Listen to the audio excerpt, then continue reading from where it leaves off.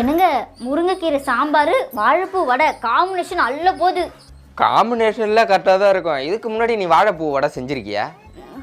இதாங்க first time. ஆனால் கரெக்டாக செஞ்சுருவேன். ஃபர்ஸ்ட் டைமே கரெக்டாக வந்துடும். நீ எப்படி கரெக்டாக சொல்லலாம்? ஃபர்ஸ்ட் டைம் யார் எதை செஞ்சாலும் அது சொதப்பனாதான் முடியும்.